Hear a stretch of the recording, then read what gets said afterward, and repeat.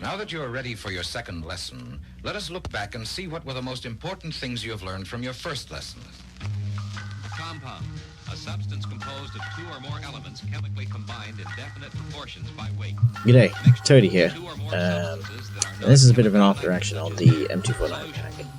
So, let's start at the top there.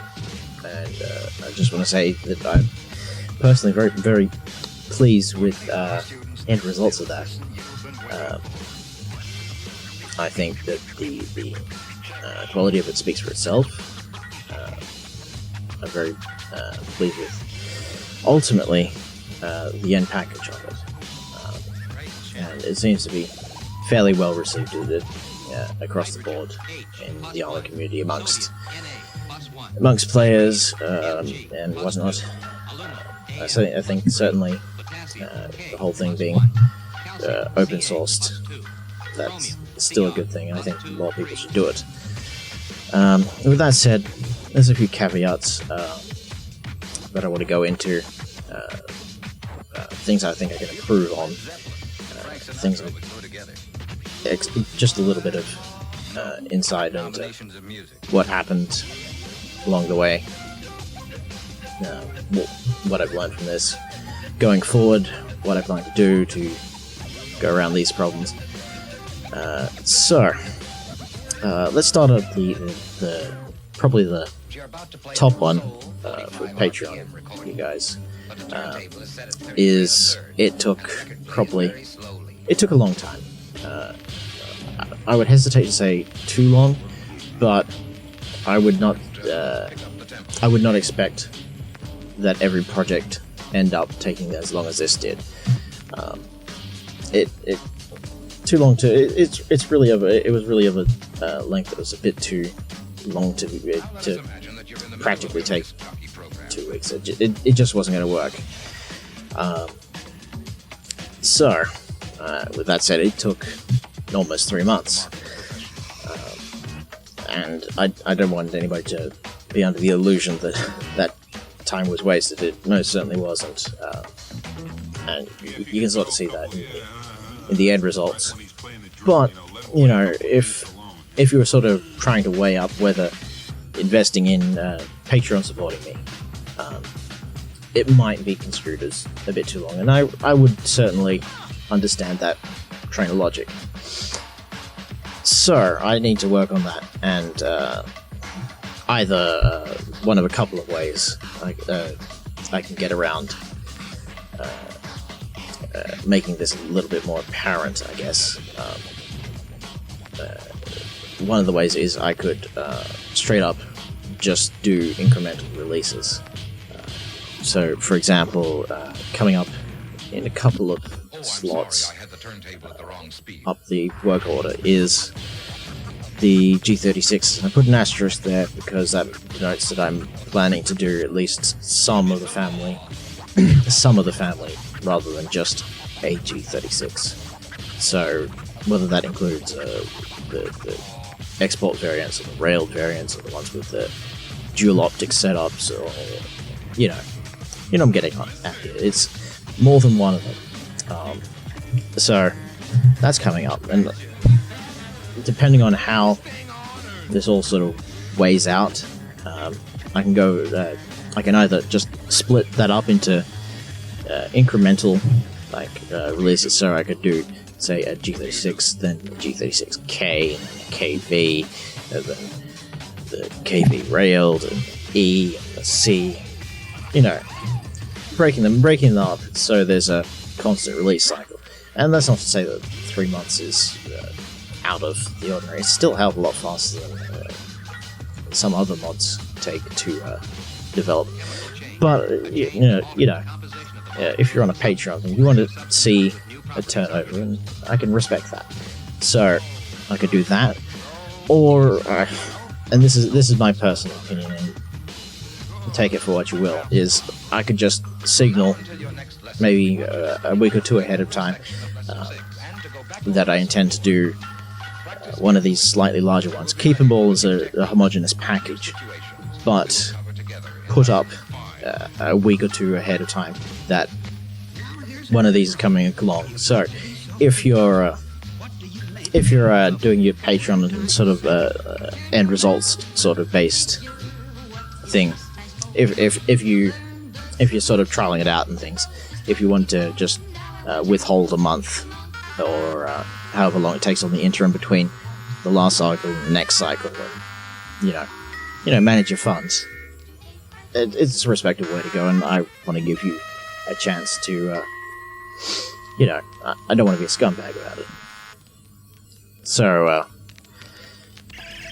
honestly, I would prefer to do that one as opposed to the former. I'm not a fan of breaking them up into individual weapon packages. Just it makes it a little bit too tedious to manage and keep on top of and whatnot. As much as I've already broken things up, it's just there's a certain diminishing returns on that. So that's basically what I'm going to do for the time management and metering expectations. The other thing is I want to sort of ramp up the interaction. So obviously I have a Twitter going on, and I mentioned before that I do want to sort of get a bit more interactive with you guys. And I plan to do more of these either bi-weekly or weekly videos showing off basically what I've done during that week with regards to weapons and things and how they're all coming along. So you can sort of get a meterage on what I'm doing and things. As well as I'm sort of throwing this out here, see what you guys think. If you want to ask me questions and things, it might be a good way to do it as well. Throw that into the whole thing. Okay, so there were 3 things that got actually dropped from the M249s over that 3 months. They were ultimately the pre-1992-93 M249 E1 variant, which is the basically collapsible wire, not even collapsible, it was a wire stock. That got dropped. The Mark 46 and Mark 48 variants, the ones without the magazine on the side and the 7.62 by 51 Big Brother thing, they got dropped as well. Largely due to lack of time to build them. So I'm actually working on them on the back burner on the side at the moment to get them finished, so they will be up in the next major iteration of the M249 pack, which will probably be a couple of months from now, I guess.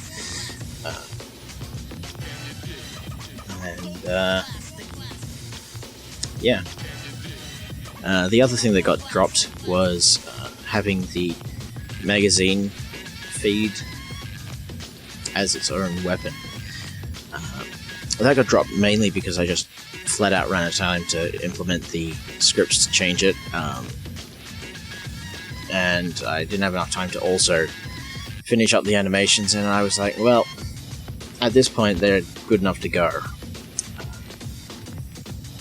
But I didn't perceive that it was a major feature. I think only 1 or 2 people actually knew that was happening.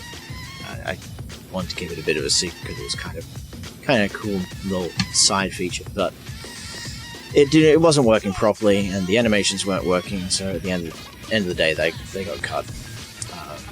Will they make it back again? I don't know.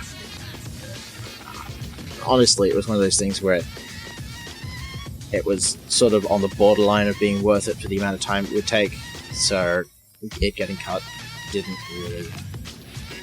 really hurt me, I guess. Didn't really hurt the release. That aside, it did get cut. Mark 46 Mark 46 and Mark 48 will make their way back. But one thing I did actually wish I did release with was having the Minimies with the chambered round indicator on it. So one of the interesting little subtle differences between the FN produced Minimies and the FN contract built M249s is the M249s do not have a round chamber bar, or a loaded chamber bar, I guess is what it's called. It's a little thing that runs from the link ejector all the way to the left-hand side, just above where the feed comes in the feed port area, and it sits up. It's got a little bit of red paint, so whenever you look at the gun down the sights, you can see this little red marker just off to your left, so you know you've got bullets. And as you run through a belt, when you get to the end, obviously there's nothing holding it up there because it just sits on top of the rounds and it drops, and then you go, oh, well, I guess I'm out of bullets. Yeah, that didn't make it either. So, will that make it? I don't know, it's a very minor thing. Maybe, we'll see. We'll see. So, I guess the other thing that I think I can improve on going forward is obviously specifically talking about the Patreon pledges. I pledged to do weekly streams, almost bi-daily if possible. I quickly realized that that's not feasible on my internet right now. And I am working to get that remedied, but it's a matter of time that I can't give you an estimate on. So I've trialed during the development of this a couple of other ways to do it. The one that I think works the best at the moment is doing the Twitter feed backed up with the YouTube end of week or end of fortnight progress videos. I think that combination allows for just enough sort of compensation on it. So going ahead, I want to see if I can integrate the end of week things in with more directed feedback questions and whatnot from you guys, and from the community at large, asking questions, answering things, doing that sort of way, because I think that's a good way of doing feedback. I'm just interested to see if that'll work. I guess. Alright, so that's a bit of a consolation prize between now, which is the 10th of June, and the 10th of July, which is 31 days from now. I will be putting out 2 sets of weapons. So that's going to be good.